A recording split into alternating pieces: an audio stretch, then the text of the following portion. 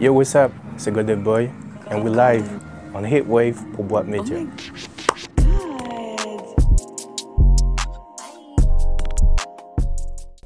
Je me présente, je m'appelle Golden, j'ai 24 ans.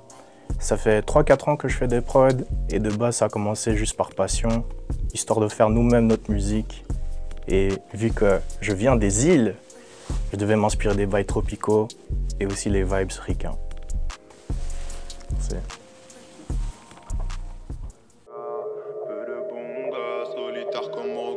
Quand je traînais à la night, bien un vagabond.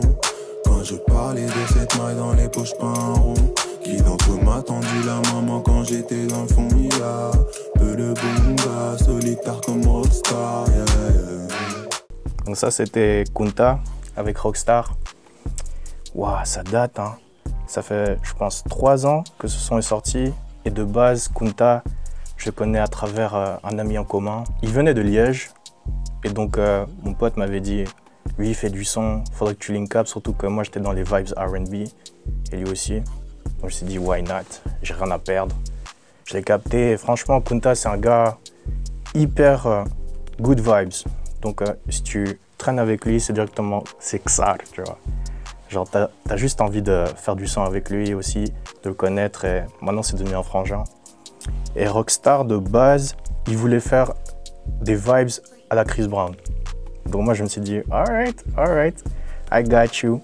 Et donc j'ai fait cette prod en 30 minutes. Et c'est un gars en fait, je sais pas comment il fait, mais il a des top lines déjà dans sa tête. Et il a fait ça en 2-2. Genre il a réglé ça en 10 minutes. Et après quand le son était terminé, je me suis dit, oh, ça t'es obligé de le drop. T'es obligé de le drop.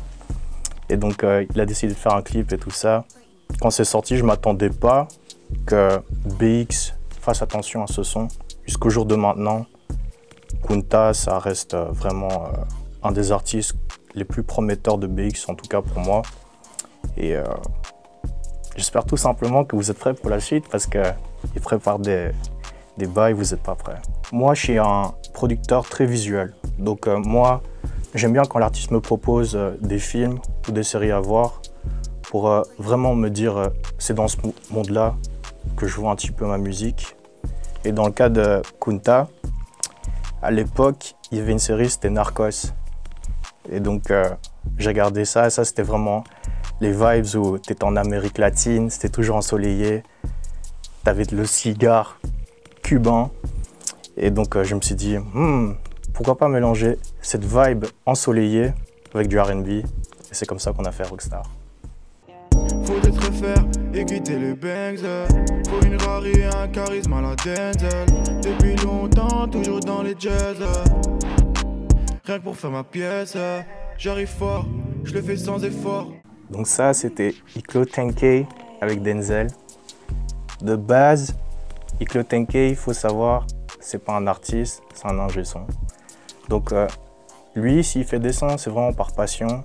Et donc il a vraiment kiffé la prod. Et je me souviens qu'on avait fait ce son-là, c'était 2 h du matin.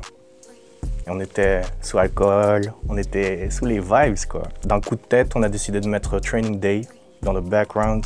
Comme ça, on avait des inspirations. Et vu que Denzel Washington dans ce film, il avait un charisme, il s'est dit, je vais m'inspirer de lui pour faire ce son. Il a fait ce son en 30 minutes. Et quand le son était terminé, on s'est dit, c'est trop lourd, faut le sortir. Et d'un coup de tête, il a décidé, la même semaine qu'on avait fait le son, de le drop. Et les gens, ils ont kiffé, quoi. Ça me fait plaisir parce que c'est vraiment un des gars qui comprend un petit peu mes délires. Et aussi le fait que, vu que moi, je suis un producteur qui associe beaucoup ma musique avec des visuels, le fait qu'il ait associé ça avec Denzel Washington, moi, je trouve ça vraiment cool. Et grâce à ça, on a fait un banger. Je suis vraiment inspiré par tout ce qui est cinématographie. Donc moi, limite chaque soir, je regarde un film. Genre, dernièrement, il y avait Godzilla contre King Kong. Moi, je kiffe les visuels où ça te montre un monde. Et moi, je trouve que ça t'aide beaucoup quand tu fais des prods parce que les prods aussi, c'est un moyen d'exprimer un petit peu ce que tu ressens. Et non seulement que c'est sonique, c'est pas juste du son pour moi. Quand j'écoute de la musique en général, si je vois quelque chose dans ma tête pendant que je l'écoute, c'est-à-dire que le son, il est parfait, tu vois. Et donc, pour moi, en tout cas, Dieu merci que les films et les séries existent, parce que ça fait de Golden Boy un producteur plus, on va dire, évolutif, quoi. J'arrive vraiment à les faire comprendre mon délire, et ça aide beaucoup, parce que moi, quand je fais mes prods, en tout cas, donc j'ai mon PC, et généralement, s'il y a un câble HDMI dans les parages, je le mets, je mets un deuxième écran, et je mets un film. Et j'ai même pas besoin du son du film ou quoi, juste voir un petit peu ce qui se passe, que ce soit genre un mood où tu vois le personnage principal se balader en voiture ou quoi, ça m'aide beaucoup pour créer mon monde en tout cas, niveau prod. Couleur néon, je vois le sommet du pavillon, je sais plus qui croit quand ça pète, ils sont des millions. Couleur néon, je vois le sommet du pavillon, je sais plus qui croit quand ça pète, ils sont des millions. Donc ça c'était Couleur néon avec Gecko et Kunta. De base, je me souviens quand j'avais fait cette prod, c'était la veille d'Inxara. Donc pour un petit peu comprendre ma relation avec Gecko, je l'avais rencontré à travers des amis en commun. Et vu que BX est petit, on a souvent traîné dans des soirées où on était tous ensemble, quoi. Et à fur et à mesure qu'on se rencontrait, j'ai compris que lui aussi faisait de la musique. Et donc je me suis dit, why not? Je vais travailler avec lui, lui proposer des bails. Et on était à Inxara, et c'était le genre de Xara où tu vas à 8 h, puis tu rentres à 5 h du matin, puis tu te réveilles genre l'après-midi. Et genre je me souvenais, cet après-midi-là, je me réveille, et le premier truc que je vois dans mon téléphone, c'est genre des appels manqués de Gecko. Ce qui n'est pas normal, tu vois, parce que Gecko, c'est un artiste où il est très low-key, mais s'il t'appelle, c'est que c'est urgent. Donc moi, j'étais en mode, oh, qu'est-ce qui s'est passé? Peut-être il y a eu un bail à cette soirée-là ou quoi. Donc j'appelle direct, et il me dit directement, bruh, là j'ai des whack-ass prods, faut que tu m'envoies un pack là, parce que là je vais au studio et il me faut des bangers, quoi.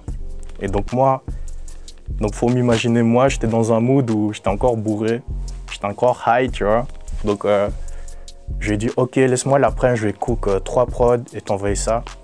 Et vu que j'étais vénère, cette prod-là, pour Couleur néon, je l'appelais Madness.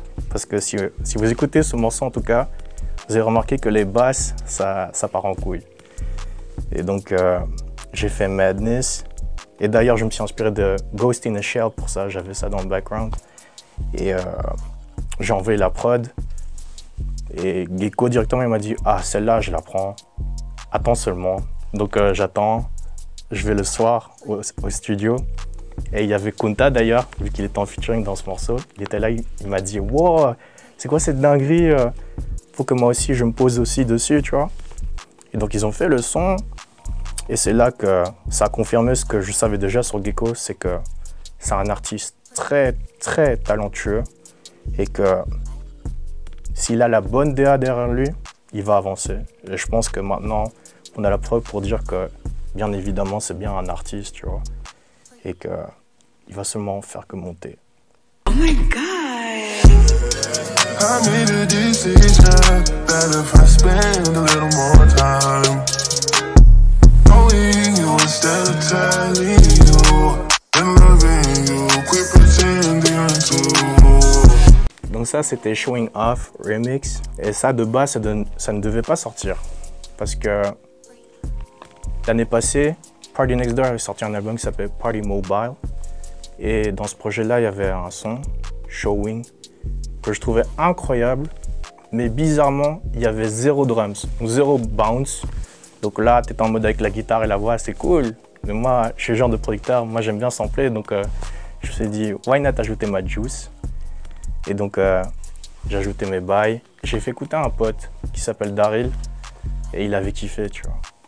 Et comme par hasard, sur Twitter, Masego, qui est une grande personne musicalement, il tweet bon, c'est qui? Il y a quelqu'un qui a remixé ça parce que c'est une dinguerie, comment ça se fait qu'il n'y a pas de drums? Donc lui, il me mentionne direct, et vu le pouvoir d'Internet, c'est rapide. Donc il me dit, envoie directement un extrait ou quoi. Peut-être il va tomber dessus ou quoi. Et au début, moi, j'étais en mode non, ça sert à rien, pourquoi je vais faire ça? Mais au final, j'avais pensé, je me suis dit, j'ai rien à perdre. Donc j'ai envoyé mon petit extrait. Et donc je dormais. Puis je me réveille. Pouah, j'ai vu beaucoup de notifications et à ma surprise, Sango, il a retweet et il a mentionné, il a dit « Dog, this shit is hard ». Et Sango, c'est un des meilleurs à faire du baile funk avec du R&B et du trap. Donc pour moi, c'est une référence parce que Soulection, j'adore. J'étais hyper choqué quand j'ai vu ça. En plus, le fait que c'est comme si un idole venait, te validait et il prenait son time pour te dire un petit peu son avis. Il m'a littéralement FaceTime pour me dire que c'est trop bien. Il faut que tu le drops sur SoundCloud ou quoi. Et c'est là que j'ai pas hésité. Je me suis dit, ok, je vais drop ça et ça a tourné. Le fait que Soulection a pipe mon travail, c'est une grosse fierté, franchement. C'était Golden Boy. On était sur Boîte Média pour Heatwave.